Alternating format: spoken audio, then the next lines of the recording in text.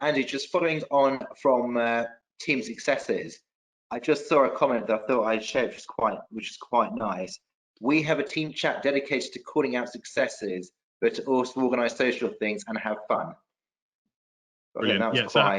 That was having that dedicated channel can be really useful for that, so that everybody knows this is even calling it team successes as a channel or as a place can be really important, because everybody knows this is the place where I put the small little things that add to the overall team success. So yeah, brilliant, well done.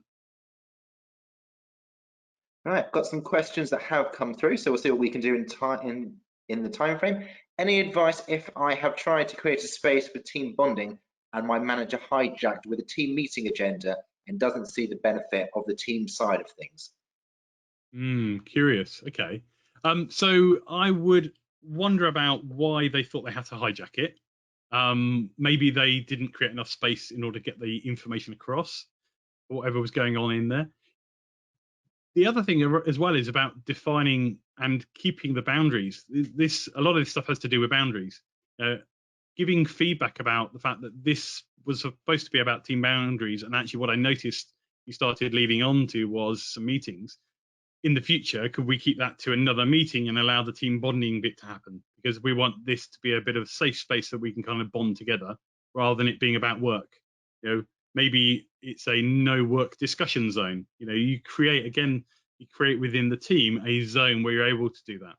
Sometimes you do have to manage your manager to an extent, so maybe giving some feedback. Maybe they didn't even recognize that they were doing it because they were so focused on work and what they wanted to get across. Or maybe they just don't recognize that team bonding is something that they feel they need. So maybe, again, that's a channel or something else that you're just going to have to keep practicing at. Maybe doing it once and having that happen.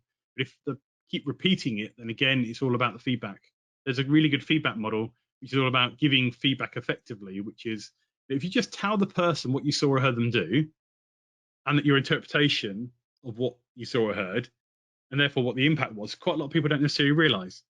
Because obviously that had an impact on that channel for you, and on that ability for people to be able to bond, because they came in with some work stuff. So again, feed it back. That's all you can do, but feed it back with as least amount of drama as possible.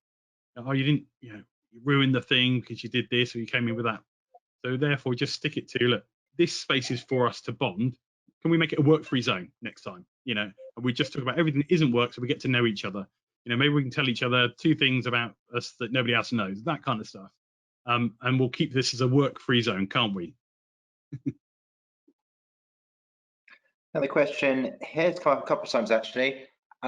What is the best approach if someone doesn't collaborate with video calls, but you do?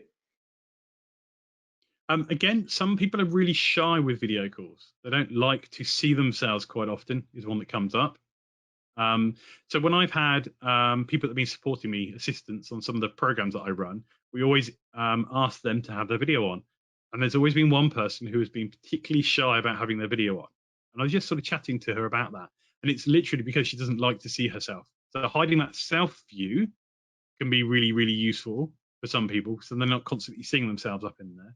Other people, they're embarrassed about the environment that they're in, So again, maybe you just your video's on in an environment where it's just you being natural. You can see I am in my bedroom doing this video call. I haven't bothered putting a big green screen across or disguising myself as being on Sydney Harbour Bridge. Just people, if you're sharing and being in your environment and just getting people to encourage them to have their video calls on, quite often it's encouraging them to do that. And also, I put out the fact that a lot of communication is about seeing the body language, and that you'd love to see people. If we were face to face in here, we would be seeing each other. So, I really appreciate if you could put your video camera on, because I just find that for me, I'm able to have a far better conversation if I can see the person. So again, make it about you, what you prefer when you're communicating back to them about what you'd like them to do. That way people feel less pressure. It's not like you're telling them off, but you're just telling them what you like. I think quite often that can encourage people to kind of come outside themselves and to put stuff like video cameras on. Great. Do we have any tips to manage meetings when some people are in the office with issues of all being dialed in and echoes, etc., and some people who are dialing in from their remote workspaces? So just say that one again, Robin. I'm not quite sure what the issue was with that one. Sorry, do you have any So tips on how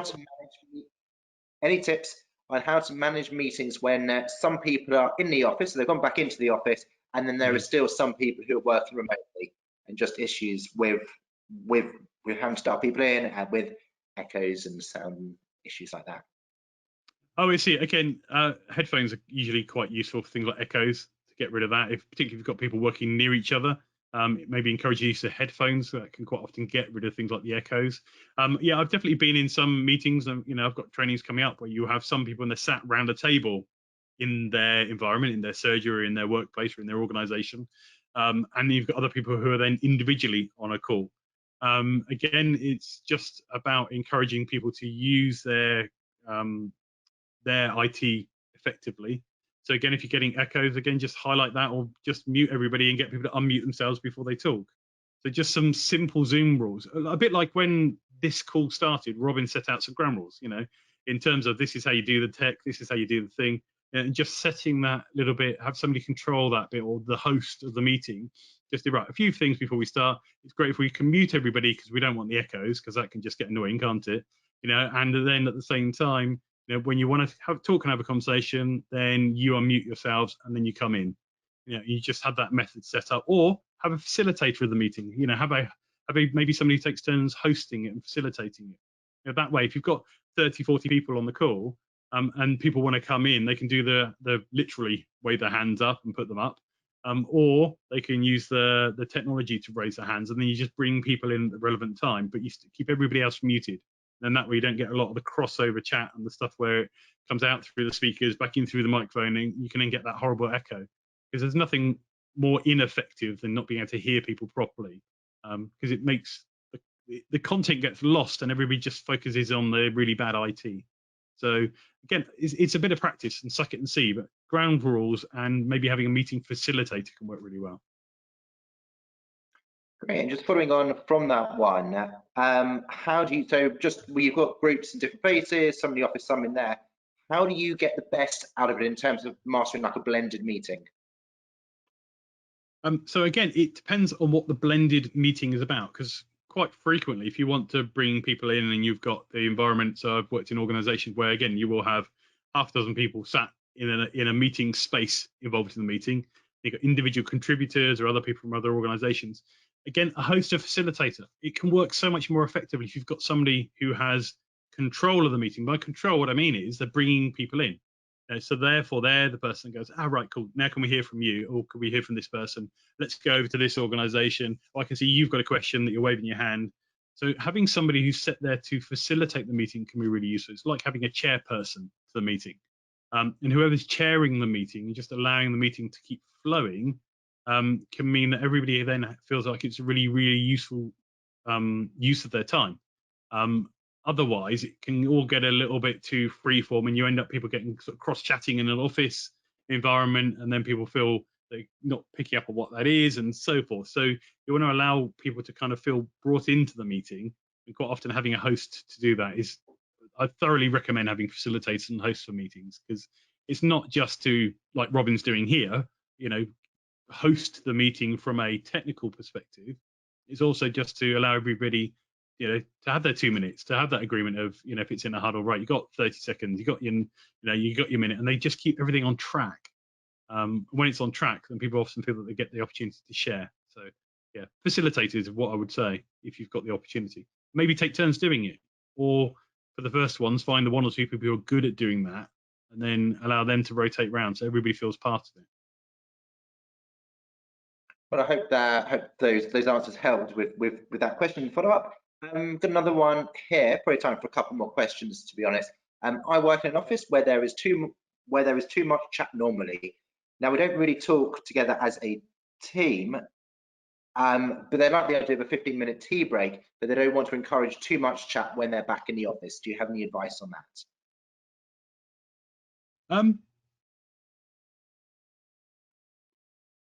It's interesting, isn't it? Because that's probably also still the same ground rules that happen when people are in the office environment normally. Some people, you may feel they're having too long for their tea break, but it depends on what's being chatted about. Quite often, collaboration and things happen because the chatter happens. It's like allowing space for people to get to know each other in a way where you don't end up overrunning and taking too much time out of projects.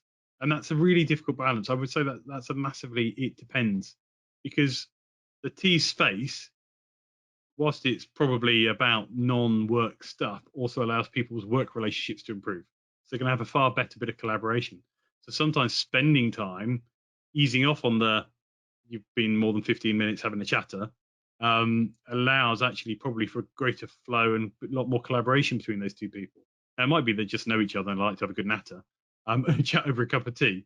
And so that's where it kind of depends. If it's frequently happening and it often overruns, then again, it's just feedback. You just say, I just noticed that this is what's been happening. This is the amount of time being spent. Actually, what we need to do is keep the tea breaks to 15 minutes, please, because then it makes sure that everybody has the same amount of time to get their breaks, and that we're encouraging everybody to work in the same way. And of course, you want to get focused on getting your projects done, don't you? And again, you make it about encouraging that the tea breaks maybe are taking away some time from getting something else done. That one will very much depend on the individuals and circumstances. But that's probably how I would handle it. Is first of all, just think, is this improving their relationship? Is that good for the project and the morale? And if it keeps happening and it just seems to not necessarily be about that, then I would then give feedback so that it doesn't keep escalating. If you keep saying nothing, it just frustrates you and gets you annoyed.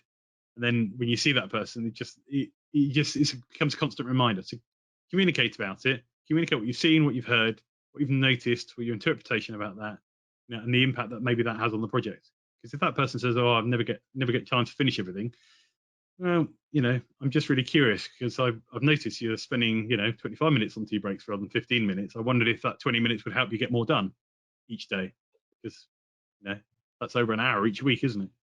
So those kind of little things, a little bit of highlighters, you're just kind of planting the seeds for them to make the changes. Nobody out there, any of you watching, like being told what to do. If somebody tells you what to do, your automatic reaction is to go, whatever. So for encouraging the little seeds and the little planters that just allow people to go, do you know what? Yeah, I probably shouldn't spend 25 minutes on the tea break. I probably should spend 15 minutes. Can be really, really useful, rather than coming up with a you must. It's fine if that's the way that you run your business, but that's not going to get the best level of motivation and encouragement out of them. So highlighting how small changes and small tweaks and all of those 10 minutes add up over a week to bigger bits down the line, that sort of stuff quite often makes people go, oh, do you know what?